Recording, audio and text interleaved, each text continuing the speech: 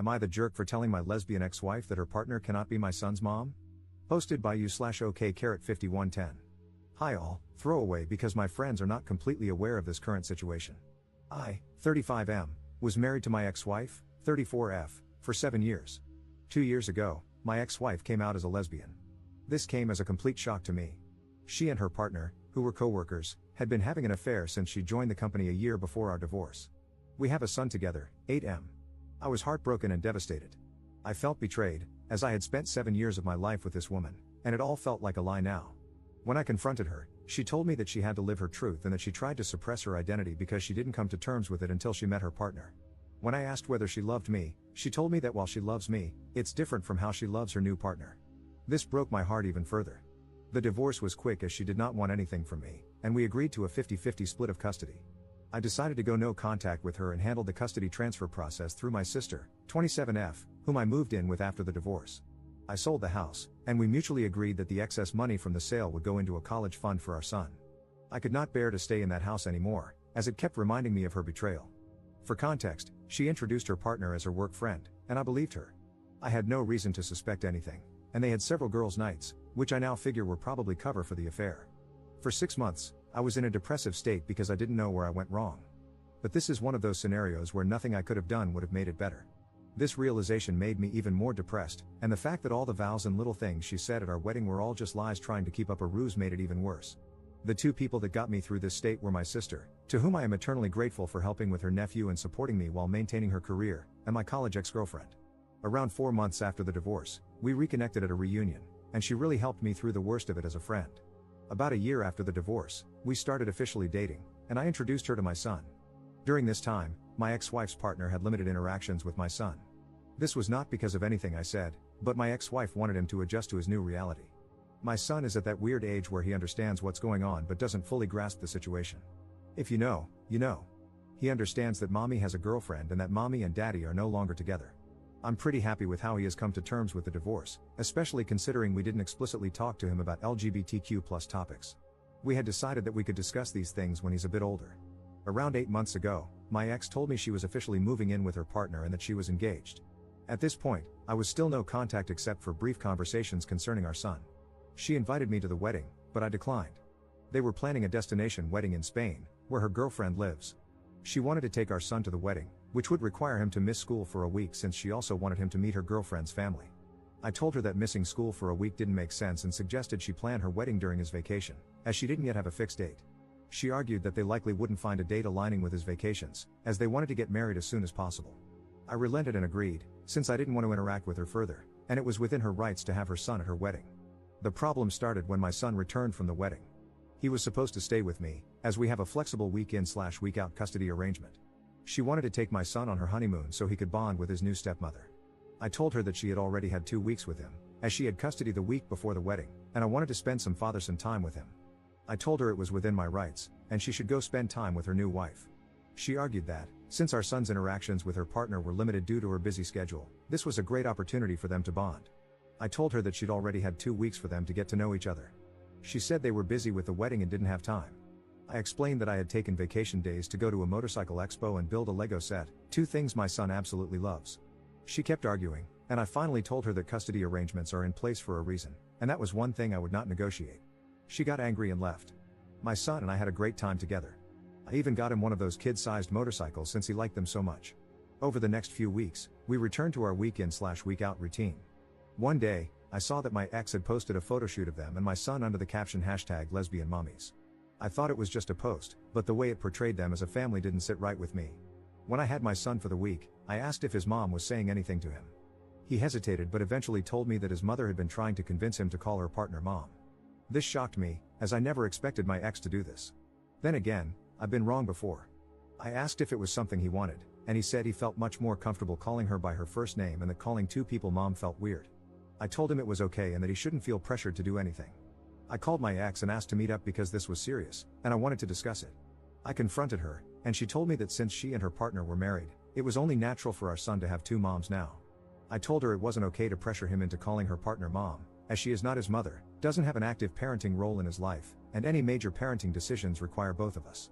She tried to argue that, since my girlfriend and I were getting serious, I might eventually want our son to start calling her mom. I told her that, even if we became serious, I would never try to convince our son to call her mom because he already has 2 parents, and he doesn't need more. Then she dropped a bombshell. She and her partner were hoping that, down the line, they could file for adoption. She assured me I'd still be able to see my son but wanted her and her wife to have legal guardianship because they wanted to build a family. I told her absolutely not, and that our partners have no say in our son's life.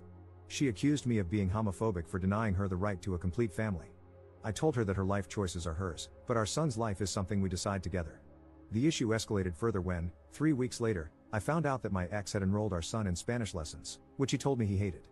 For context, my ex is Latin, and her partner is Spanish, so they speak Spanish at home. We had decided to raise our son in English, as she speaks it better than Spanish, and I don't speak any Spanish. When I discussed this with her, she said she wanted our son to connect more to his heritage. I told her I didn't mind the idea in principle, but we'd tried this several times when we were married, and he had shown no interest. She said it might be different this time, as there are now 2 Spanish speakers at home. I told her I was all for bilingualism, as knowing 2 languages is an advantage, but forcing him into something he doesn't want makes no sense. I even suggested trying another language he might like. She accused me of denying our son his roots and went on a tirade, accusing me of denying him his identity and her the right to a family. My girlfriend usually stays out of these matters, but she advised me to contact my lawyer. My lawyer assured me that even if they filed an adoption notice, I could contest it, and it would take something exceptional, like abandonment, for my contest to be rejected. My ex keeps posting pictures of our son as part of her new family, and it's honestly started to trigger me. 2 weeks ago, I interacted with my ex's new wife for the first time after the divorce. She contacted me to meet up and told me that my ex had finally started to recover from the trauma of coming out and building a new life. She accused me of being emotionless and uncaring during the divorce, guilt-tripping my ex into agreeing to 50-50 custody, and standing in the way of their happiness. She also told me I should agree to the adoption in a few years, as they've always wanted a family, and I would still remain my son's dad and could visit him. I told her I didn't care about her emotional state during the divorce and that my custody demands were fair by any rational standard. I told her if they wanted a perfect family image, they should have a child of their own with no connection to me. I feel like all this has started to affect my son more than anything. He's a lot less happy than he was a few months ago, as we had started to adjust to this new reality. For context, since I know this is going to come up, the emotional trauma my ex faced stemmed from her family effectively disowning her after she came out. Her parents don't talk to her anymore. My son, however, has plenty of interaction with his maternal grandparents when he's with me. My ex-wife and her partner make significantly more money than I do.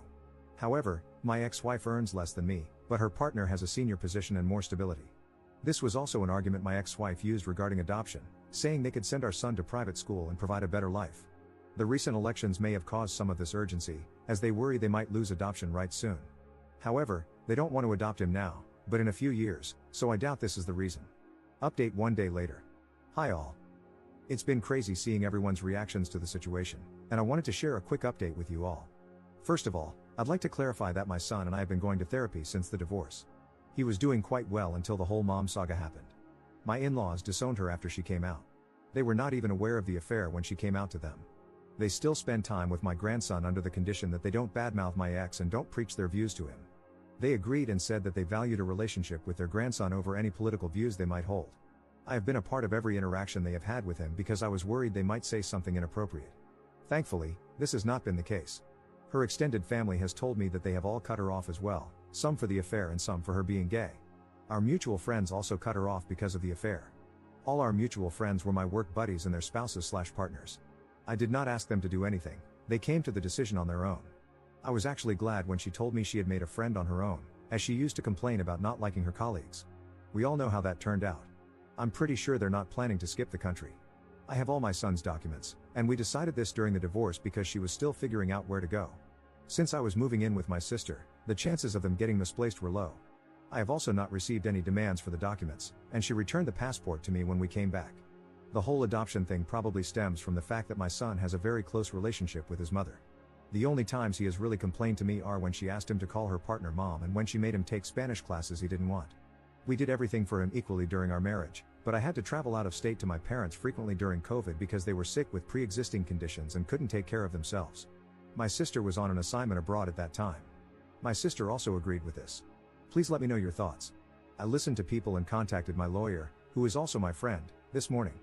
He told me the same thing as last time, that it would take something really unusual for the adoption process to go through, like child abandonment. He also said that they are a bunch of idiots who have no idea how the law works. He also told me that if the whole "we want to adopt him" is a real thing and if she is talking negatively about me to my son and I could prove it, I could get custody. This has not been the case, as I've not heard my son say that his mom says bad things about me. This brought me a sigh of relief. I plan to contact my ex today with the following conditions. We both install parenting apps and document all interactions. No more mention to me or my son regarding adoption or calling her partner mom. No more posting images of my son as part of their perfect queer family, because, frankly, I don't want my son's photos on the internet when he is so young. He can decide what he wants when he is older. I plan to talk to my ex in a couple of hours. Please let me know what you think about this. Second update 1 day later. Hi all, I talked to my ex today. She was busy yesterday, and I wanted more time to gather my thoughts. When we met, I put forth my demands. She told me the parenting app idea seems fine and that she has no problem with it. She got sad when I told her to drop the idea of adoption and calling her partner mom, as it's just not going to happen. She explained that her family had pressured her to settle down. I proposed after a year of dating, and I didn't know this, and getting pregnant so soon after getting married wasn't what she had in mind. She got pregnant 1.5 years after getting married. Does that count as soon? I don't know. She said she had been in the closet her whole life because of her parents and thought marrying me would make her feelings subside. She was happy until she met her partner. She went through postpartum depression after giving birth, but I didn't know she hadn't wanted to get pregnant so soon.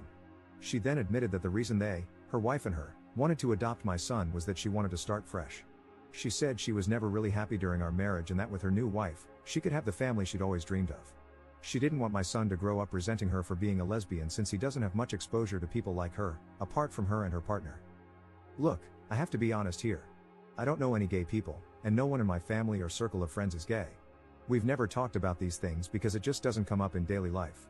That doesn't mean my son and I have no idea who they are, especially after the divorce.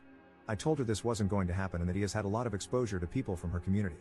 I told her it seemed like a flimsy excuse to separate my son and me and that she was making it up to justify her actions. After some arguing, she revealed the real reason she and her partner wanted to adopt my son.